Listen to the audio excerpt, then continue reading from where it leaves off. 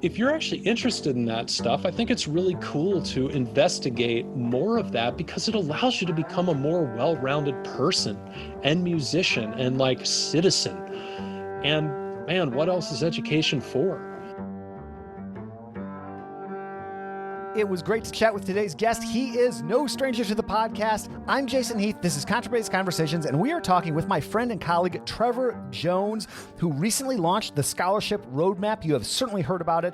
He took over the podcast a couple months ago for a week, put out some great interviews. He's putting out great content, thescholarship.roadmap.com. And I connected with Trevor. Well, it's always fun to connect with Trevor, and he and I work on many projects, but we're talking today about the value of a college education and the critical importance of finding a school that fits a student and a scholarship that makes it possible. And why we are talking about this is that I am working, well, first of all, it's an interesting topic, I think, and I am working on some sort of what's the value of music schools video. And these video projects are super fun, but also fairly complicated for me at least. And so I don't know what form this will take. It has not even begun to really be put together yet, but I do research for these videos, and the byproduct oftentimes is a really interesting conversation, which I think this is.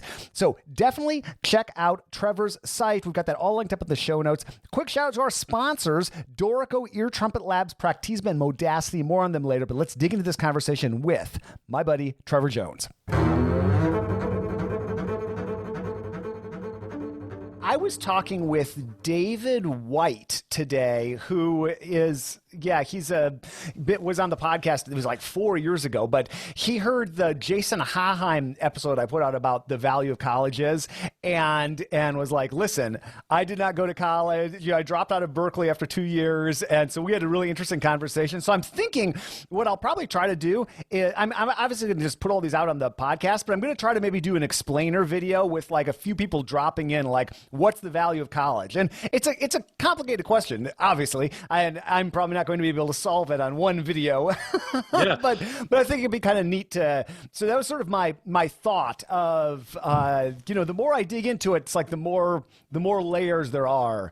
Yeah, I mean, it's really interesting. I would say it's like how many people go to Berkeley and drop out. I hear about so many people who, I went to Berkeley, and I'm like, 50-50 shot that you have a degree or not. And and of course we know that, having a degree doesn't mean you're a good player, but it's just like, my whole thing is like, what's your goal? What's your, what's your objective? And if your objective is to, play X, then I guess you don't, but it also depends what kind of person you are. It depends, do you understand what type of educational setting that you thrive in? And if you suck at working independently, like it's not going to work out well for you if you try to do it by yourself. Right. And this is a question that would be very different back in 1994 when I was starting college, or when we didn't. And now and part of it is just like, who at 18 has the discipline to create that kind of structure? Who, I think most, if you were like me, you'd probably just be playing video games all day, and then I was doing the math on let's just pretend the only value of college is your private lesson, which is a rotten way to think about an education, but let's just take that. And I started to break down like what it costs at a typical state school. I was using the University of Minnesota as an example, and what it costs at Northwestern. And if you just look at those 30 hours of instruction you get, that math looks really bad. It's like $1,500 a lesson at Northwestern and $400 a lesson at University of Minnesota. But then you think, okay, hang on, there's at least going to be a studio class. So now we're up to probably up to 3 hours, but let's be mean and say 2 hours of instruction. Well, okay, all of a sudden, Northwestern's like $750, still a lot. University of Minnesota is like $200 per hour of instruction. I'm just counting the tuition, not room and board, but you have to live somewhere, no matter where you're living. Okay, now we're getting into the territory of what it probably costs to take a lesson with someone in the Minnesota Orchestra, and then not to mention all the other. And then let's just pretend you got one more hour of value per week out of all those other things you do. Okay, now all of a sudden, and if you think about it, you can't can't, because I think people think, well, I'm just going to not go to school and I'm going to go study with somebody and I'll get the trade school value. And assuming that you can study with the person you want to study with and work like that, you probably will save money, but maybe not as much as you might think. Does that make sense? I'm sort of half-baked on this theory right now, but... No, totally. I mean, I get where you're coming from. I think it's a really valid question for a student to think about. And a lot of it, ties into what is your goal when you're done with the 4 years. And I think, for students who... For any student who is looking for more than performance, I think college is still largely a good idea. And I would contend if you are looking for that broad-based education, like let's call it a liberal arts education, my whole view on it is that you should use your musical profile, your musical talent, your musical ability, whatever you want to call it, to help you to afford college. Because, I interview faculty all the time. I, lived with one, it was my dad, and my mom is a music teacher. And, they give money to students because they need students to play music at the college. And, if you get a degree in biology, but you got a $60,000 scholarship over 4 years just to play bassoon in the school, why not? You clearly enjoy it already. Right. But yeah, if you're looking at it strictly from a trades perspective, like I am just going to school because I want to get really, really good at my instrument and then win a job or just gig, just play, I do think it's a slightly different calculation. But I go back to what I was saying earlier, which is understanding the environment that you thrive in. And I think what becomes problematic about doing the math in the way that you just laid out is what is the price of building a community of people? And of course you could say, well, yeah, you can build a community wherever you want. Awesome. How many people do that? And Jason, speaking to you, man, the community builder in the double bass world, how many people actually do that? And I know between the two of us, we could probably rattle off several dozen people right now. But if you compare that to the hundreds and thousands of bass players that are graduating all the time, it's actually a really small percentage. So I think about my own experience and all the bass players and then other musicians that I met in school and how I still interact with them, how they've been a through line for me getting a gig somewhere that's turned into something else, that's turned into something else. So I think it's difficult to just draw such a straight line of value from this to this. You should definitely still think about it, but for me, it's not an easy through line, if that makes sense. Right. Yeah. And I go back and forth on that too. I think Tim Ferriss has probably talked about this on multiple episodes of his podcast, but his thought, because this is something that's brought up in all sorts of spheres of life, not just music. Should you go? Some of the most prominent people in the tech world dropped out after their freshman year or so. Mark Zuckerberg being a prime example.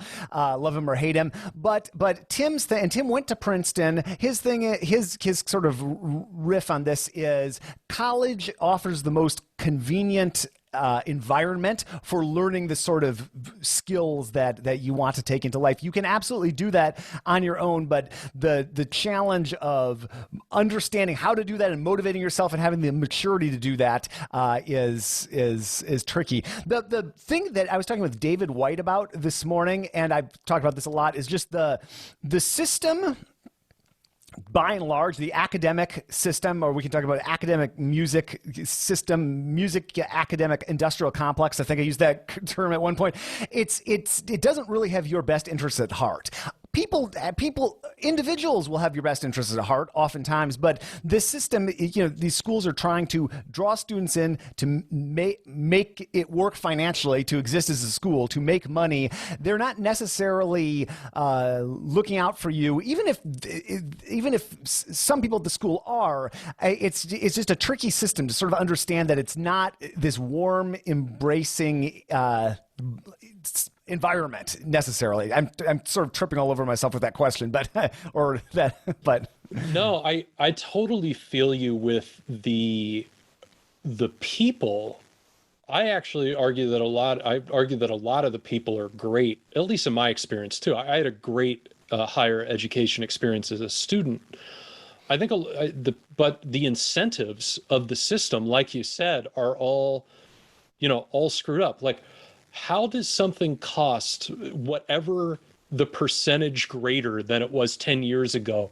Like, I'm sure I'm going to screw this up, but like, name me something else. Like, let's look at cars, or let's look at computers over the last 10 years. Let's look at any product. What has gone up that much? In the last 10 years. Yeah, well, this MacBook, I think, costs less in actual dollars than the 1988 computer, Commodore 64 that I bought. Maybe I'm a little bit off on that, but I definitely remember the price of even the software, which is, I remember paying $80, $100 back in the late 80s for a piece of software that now would be $10. So a lot of things have gone the other way. Certainly a car is a great example, or just anything else. Yeah, it's remarkable when you start to look at that. Yeah, I think, I know some people, it's like, what's the term, late stage capitalism? This seems to also push, and I think, frankly, quite unfairly, students and parents into a position where they have to be like hyper consumers, where it almost seems like there can be nothing casual anymore. It's like, when my parents went to school, you could go to pick a school, and you're generally, I'm going to get a good education. If I don't totally understand like what debt is, I'm not going to graduate with an amount of debt that's going to like cripple me for the next 50 years. Right. And now it's like every decision, for education is like, I have to fill out 37 forms. And then the thing that's crazy about music, and this is actually what I try to do in my work with people, is like a lot of music students, and not just music students, you don't actually know your financial package until like March or April, and then Right. and then you have these like 4 to 6 intense weeks where you have to make this decision. And for some people like me, it was really obvious. I'm like, I'm gonna go to the place that gave me a full ride. Like, that sounds awesome. But so what I try to do in my work is try to at least help the client get a better sense of what it's going to cost in advance. And part of that we can figure out by like, how many openings are there in the particular studio of the instrument or voice that you play or sing. And then, evenly spread yourself over, schools and their studios acceptance rate. But this is like nuts that you have to think about this stuff on this granular of a level. And a lot of kids aren't ready to do this type of analysis. And so I help them do that and try to do it in a holistic manner. I don't want to count numbers, any more than the other person, but there's so much pressure now on people to do that. And as we're talking today, it's like gotten to the point where it's like, this is so frustrating. Now I'm just thinking, is this entire thing even worth it? And I don't have the answer for everybody, because it's a different answer for everyone. I am so proud to have my course with Discover Double Bass, Beginner's Classical Bass, out in the world. This was a long time coming, friends, and this course is designed, as the name implies, for beginner bassists who want to learn how to play classical music or for more experienced players who wish to revisit the foundations of technique. The course is comprised of 66 lessons over 4 hours and covers a wide range of topics on classical bass, which will make a real difference to you playing. It is the perfect course for beginners. I feel weird saying that since it's my course, but I definitely believe in it, to build a solid foundation of double bass technique and to help you feel confident playing. Many of the lessons include transcriptions of the pieces, exercises, and etudes, so you have everything you need to practice at home. I spent hundreds of hours putting this together over the last few years. I'm so glad to see it out in the world. We have a link to it in the show notes, or just visit discoverdoublebass.com/Jason Heath. My daily companion for practicing is the app Modacity. I love it so much, and the interface is so simple. You open it up, and you see a microphone and a timer. And here is Modacity founder Mark Gelfo on why you see that in the interface. It comes down to practice efficiency. And practice efficiency, the way that I think about it, is an equation with 3 different variables. One of them is learning milestones, one of them is retention, and the other is time. I define practice efficiency as learning milestones times retention divided by time spent. Modacity has helped my practicing so much, and so many other people I know. You can learn more at modacity.co and visit our site for a special offer on lifetime access to this app. Thank you so much for sponsoring the podcast, Modacity. Yeah, it's a complicated thing, the line I keep coming back to is music school is great, but at what cost? And I think you and Chris Still, I believe on his podcast, were talking about, because weren't you his first guest? Yeah, you were riffing on that, so I'll make sure to link up to that. But I think back to my own time. I went to Northwestern for undergrad and master's. I was also looking at the University of Minnesota, which is why I was bringing up that example. And if I'm really honest with myself, I would have had an awesome education at the University of Minnesota. I would have been studying with one of the Minnesota orchestra bass players. I would have walked out instead of some hilariously low number in debt, compared to like 30 grand in debt or whatever. I would have walked out with like $4 grand in debt or something like that. So was Northwestern worth whatever times more debt that is? I'm not sure. It was a little bit of a disaster, actually, because the bass teacher left and there was all this. So it's such a complicated thing, and it's the stakes are so high. I mean, we've talked about this many times before. So yeah, trying to figure out, and then there are so many places that are great, but they don't have that Juilliard Curtis cachet, right? There are a few schools on our instrument, the bass, or just in general, that have that cachet. And so people think they need that name brand stamp. Well, Chris is a great example. He did not go to one of those schools for his undergrad. I can't remember where he went, but it was a good school. I can think of so many other examples like that. And then I'm looking at people like Jason Haheim, who principal tempest of the Met. He didn't even go to music school at all, and he's at the top of the field. So it's just, it's an interesting thing to think about. And I think that people like you and me that are not in academia, I think we don't have a horse in this race like so many people do. So I think it's important to have conversations like this, just about the value of all this. Absolutely. I actually spoke to one of my former students when I was in academia and I called him because I wanted to talk to him to see how that entire decision worked for him. Mm-hmm. And it was actually really illuminating because, I wasn't really, I basically told the head of admissions at the school or music school, I was like, let's do everything we can to get him here. I didn't know his personal financial situation, which now I know. He didn't really have that much money. He qualified for quite a bit of need-based aid. But when it got all put together, he actually ended up going to the school that at that point was like $60K a year or something. He was going like only paying $4,000 or $5,000 a year for it. So you're in this day and age, you're graduating with a reasonable amount of debt. Right. But like, again, this guy is like super sharp, and he was really thinking about that out of necessity at that age. Which is uncommon, actually, for people to be that attuned to it. But again, I go back to this idea of just like having all this pressure on you. But he was also the perfect fit for that school. And he got a great education there and was largely paid for it. But, Jason Haheim, for instance, what a compelling story, first of all. And then what I love about him is like how much he gives back then to not only tell about his own story, but going on his website, for instance, there's just so much useful stuff. But as we know, with the internet, most of the answers are out there. If you're really into deliberate practicing, Jason was doing free classes. I can't even, that's so hard to even think about, when we were looking at school. But a lot of people don't actually take advantage of these opportunities for a myriad of reasons. So yeah, it's all out there. But again, going back to your point, what 18-year-old is designing their own curriculum?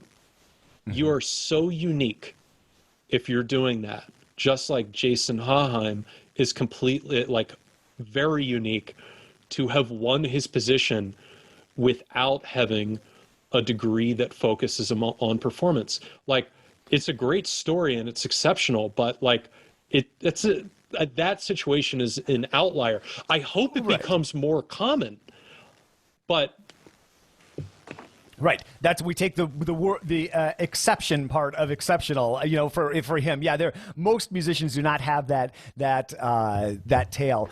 And another thing, I'm just reminiscing about this conversation I just had with David White. What do most people who go into music performance end up doing? It's some sort of freelance-ish career. The vast majority of people. Some sort of portfolio career, hybrid career, correlated career. We can use a bunch of different terms.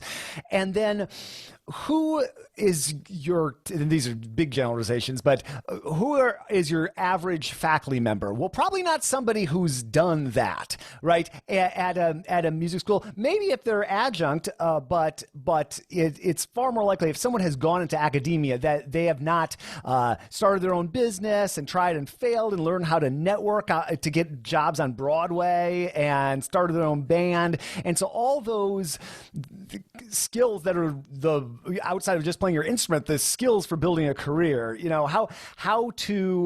who's doing that out there? There are some. I can think of several examples. Susanna Klein in the violin world, she's teaching at Virginia Commonwealth, I think, or Virginia. I'm blanking. Sorry, Susanna. But there are many people out there. Nicholas Walker at Ithaca College is a great example of someone who's really providing a three-dimensional package. But those people are also the exception, I think. So people get hired into this and are good at this one thing that they do, and then even just asking them, why don't you need to also teach your students entrepreneurship skills and website development skills? It's a really tough. The more I think about it, the less I have good answers to that. Yeah, I remember in you and Jason Haheim's conversation where, it's it seems like sub schools basically just say, we've covered our butt. We have a, entrepreneurship class. And you're like, cool. Who's teaching that? Has this person ever tried to start anything? And hopefully they have. But the other thing too is one of the things that I think every school should teach, I don't know what class this gets taught in, but probably entrepreneurship. It's understanding pricing. We all understand, most of us understand what it means to play a freelance symphony gig. You actually can't negotiate your own rate as a section player. At least I've never been able to. Right. And me neither. Yeah. And so you just go in there and you play what the rate is. If you're, fortunate to be playing a union gig where that's, higher and they're paying into a pension, which also a lot of people that come out of school have no idea what a union does and what the union's function is and how it can benefit them, but then also how they can join the union and then push for it to work for them because that's what its function is. What does it mean to teach lessons not at an hourly level? What does it mean to provide an experience to students or clients that is not teaching them in a one-off situation, but where you actually offer a transformation? For instance, I look at like what Jason Haheim is putting out there, and I just bring him up because we're talking about him.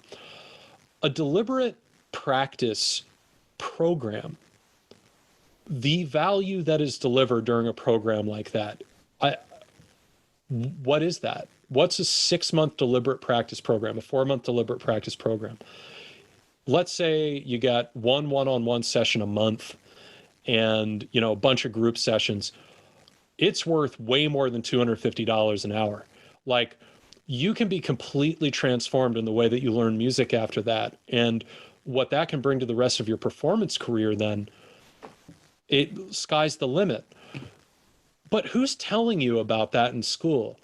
How if you have an idea, you have an expertise where you could provide a transformational experience for someone. Like Danny Zeman's teaching a bass class right now, and I actually got to look at a lot of his curriculum, and we had a bunch of calls about it.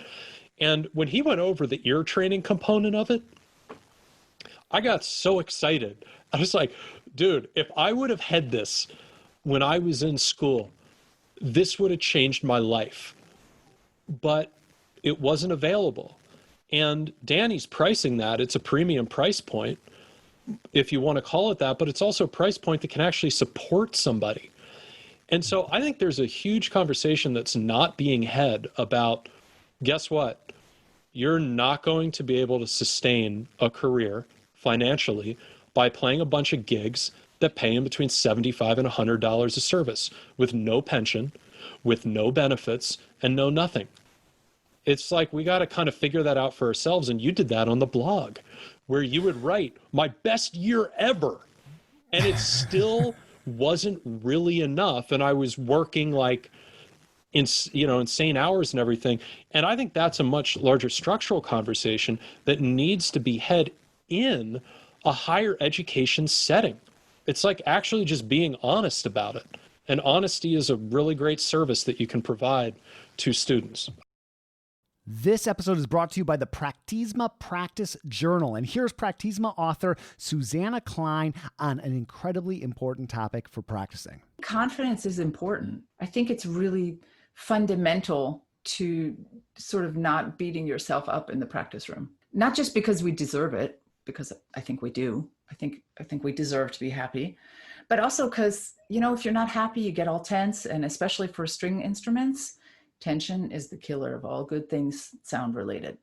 I'm a big fan of this journal. I've gone through all 16 weeks myself on my own personal journey. It is so cool what Susanna's created. It's packed with research-based strategies to turn your ho-hum practice into extraordinary practice, and it really works. Learn more at Practisma.com, where you can download the introductory chapter of the journal for free. And thank you so much for sponsoring the podcast. This episode is brought to you by Dorico, the advanced music notation software by Steinberg. And here is Senior Product Manager Daniel Spreadbury on the challenges of designing music notation software. I think one of the things about a music notation software is that it has so many jobs to do because it's serving such a wide range of users. Whether you're a high school teacher or you're a student or you're a composer doing concert music or you're doing a jazz chart or you're doing movie music or you're doing an audio mock-up for a job or a music -1 rehearsal track for your ensemble or whatever it is. The jobs to be done, they cross, this enormous horizon. I am a huge fan of Dorico. I use it every single day. There's a free version you can check out that lets you do practically everything to 2 parts. So if you're doing exercises or bass duets or anything like that, that will meet your needs. And you can check out the other options as well. Dorico.com will take you there. And thank you so much for sponsoring the podcast.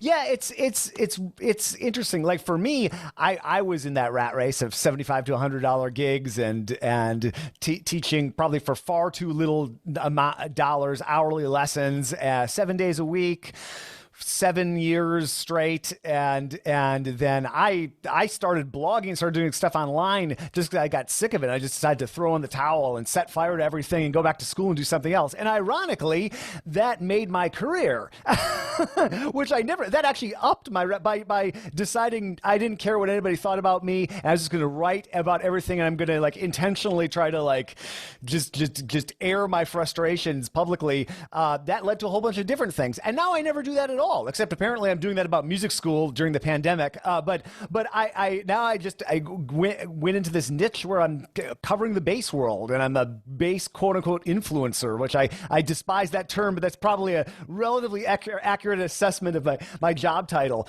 So yeah, it's interesting. It's tough. But some people are doing. Nobody's going to be an expert in everything, right? You're not going to be like the best Bach interpreter on the double bass and playing a full-time symphony job or something like that. But if you can bring in people who are experts and educate your students and educate yourself in the process and eventually become an expert, that's probably a good direction. Yeah. Again, no solutions here, but I think the big thing. Well, okay, I'll shift gears a little bit. During a pandemic, when in-person learning is not existing, why on earth would anybody go to music school? And I think there are reasons, but I just a very real question and timely question, at least as we're chatting right now. Yeah. So when I give workshops, I always have a little section on COVID. And right now, in particular, with things like, COVID infections are at an all-time high, hospitalizations are at an all-time high. If you're not doing any in-person learning, man, that's tough. But I would say that there's the potential, like as a vaccine gets rolled out in 2021, that there will be potentially more in person starting in the fall, and music school could look a lot more like small group. And I think for a lot of people, it's actually would be a huge benefit to them musically. Mm-hmm. Like, think about bass players. Like, you're really lucky in high school if you get a chamber music experience as a bass player. And as professional musicians, we actually find ourselves in chamber situations all the time. Unless you just exclusively play symphony gigs. And if you can make a living doing that, that's more power to you. You have some great symphony gigs. But so I think for some students, like if they see themselves in small groups and they're not getting the big orchestral experience for the first couple years, and they just do a bunch of chamber music, that could potentially be a real benefit for some people. Mm-hmm. But when I bring that up in a workshop, I typically get, I never thought of it like that before. And that's a good observation. I'm like, okay, cool. I'm not saying it's going to happen or it's right for you. Again, you've got to think about that. And would I be okay with my experience of doing mostly chamber music in school for the next year or two? And if that seems like something that you're okay with, then maybe music school is right for you. But if the large group, the large ensemble, the symphony orchestra, wind band, whatever, is where you want to be, then you may not be aligning with music school in these times. And then what you could do is potentially just go to community college, online school somewhere, bang out a bunch of your gen eds, study with somebody during those 2 years, and then finish your degree somewhere else. I mean, there are some schools have partnerships like community colleges. I know University of Dayton has a partnership with Sinclair. I think it's a bunch of, I think they're just community colleges, but they actually, if you go to Sinclair for 2 years, then you finish at University of Dayton, the financials are actually work out really well. It's a lot more affordable. But I do think that you should ask the School of Music, how are you handling this? I do think you should get in touch with students who are currently doing it and ask, hey, how did they handle this? And really do that digging for yourself. Because we don't want to show up paying X amount a year and then be like, Zoom everything. And more importantly, Zoom's not the problem. In some cases, it's the people who are using Zoom that don't know how to use Zoom effectively. Zoom can be an incredibly effective learning tool, but a lot of people don't use it to its full potential, myself included. I'm trying to get better at it. Yeah, I mean, you just have to be imaginative with how you think about the learning model, and there are many benefits to there are many ways to learn besides an hour weekly lesson, and that's it. That's the standard. The orchestra, the chamber music thing is interesting because If you ask most music students, I would wager that their large ensemble experience wasn't the highlight of their career. I mean, I remember when orchestra would get canceled at Northwestern, everybody would say, "Yay!" Nobody was like, "Oh no, we can't do school orchestra now." And much of the learning that people really remember that levels them up is done one-on-one with their teacher in their studio class of a few people, that kind of thing. So it's not necessarily in my mind, I wouldn't say that's a deal breaker. The fact that you can't play ensemble music in college, I think that, I don't know what the average teenager going off to college these days is thinking about, but generally, orchestra, wind ensemble, that kind of thing, the choir, that's not like the highlight of the semester. There are some concerts that are highlights, and of course those will be missed, but most people think of orchestra as like a grind. It's like 3 times per week. Oh, can I skip? Can I, what can, and so I don't know that will be missed that much by the general student body. Yeah, absolutely. I had great orchestral experiences in both schools that I attended, but what we just talked about, this single topic of chamber music, you've got to have these conversations with students, and a lot of them, at least in my experience, are not necessarily thinking about it down necessarily in that way. It's just well, it looks like I'm going to have 5 classes on Zoom. I don't want to do that. If I could do this if I was doing this all over again in this environment, I would be asking to actually observe a theory class on Zoom. I'd actually want to see that theory 1 teacher and how they're using Zoom, because it could potentially be awesome. Yeah. But it could potentially, if it's I'm not trying to be, ageist here, but if it's someone who has trouble even logging into Zoom, man, yeah, that's highly problematic to be paying money and having someone not being able to use the software that you're supposed to be learning on. So yeah, it just takes so much personal effort to research this. That's interesting, though. That's an interesting thing to think about, because in a way, when you're researching schools, if you have a school that's thinking a little outside of the box, you could get so much more access to what's happening at that school than your average. I'm going to go visit the campus for one random day and maybe see the teacher if they have a free moment, versus this being able to pop in and actually see what's going on. In fact, any administrator listening to this, how cool would that be to have? And I'm sure some people are doing this, maybe. But to get a kind of day in the life of what the actual teaching, the inside the room is like. Yeah, you're not getting the campus tour, or not a physical campus tour, but yeah, it's interesting to think about how much additional access to the actual daily grind you could have. Absolutely. And a lot of people tend to say some version of this, and of course there's a lot of truth to this. It's figure out the right teacher for you, because you're going to take theory everywhere. You're going to take music history everywhere. You're going to take all these other classes everywhere. While that may be true, not every Theory 2 class is the same. My Theory 3 class was with this guy, Dr. Jack Crotty at West Virginia University. Talk about a guy who is passionate about teaching music theory. Now, he was not for everybody, personality-wise. His piano exam alone, the fear-inducing piano exam, he sat next to you with a stopwatch and did all this other stuff.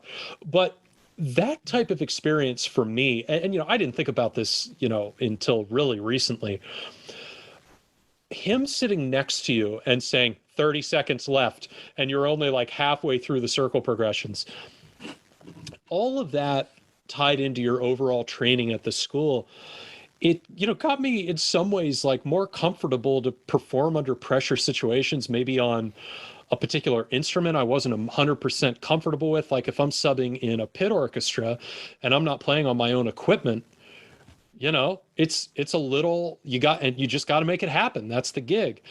And I wonder if that had some sort of, helped me a little bit in doing that. But I wouldn't just, say with music school, just, pick a famous school, make sure you're studying with a famous or well-known teacher. When I'm advising clients, what I do is I get to know what's like actually important to them. And then we dig super deep on that. Theory is important to you. Let's research that theory teacher. What kind of experience are you going to have in that school? Because imagine if you get a great teacher and then a great series of theory teachers. Maybe one of them's a dud and you don't connect with them very much. But I also had a music history teacher who his Beethoven 9 lecture was like seriously like life altering. It was so impassioned and had so much incredible information. His lecture on the history of the banjo in North America, helped me realize how whitewashed a lot of music history is, and how the banjo, as we know it today, that came from West African slaves. The way that we hear it in pop music today, that's from West African slaves, not from white people in Appalachia. Appalachia. I had no idea about that. And so if you're actually interested in that stuff, I think it's really cool to investigate more of that, because it allows you to become a more well-rounded person and musician and citizen. And man, what else is education for? So there is a value to it, but you've got to find value in it for it to make sense.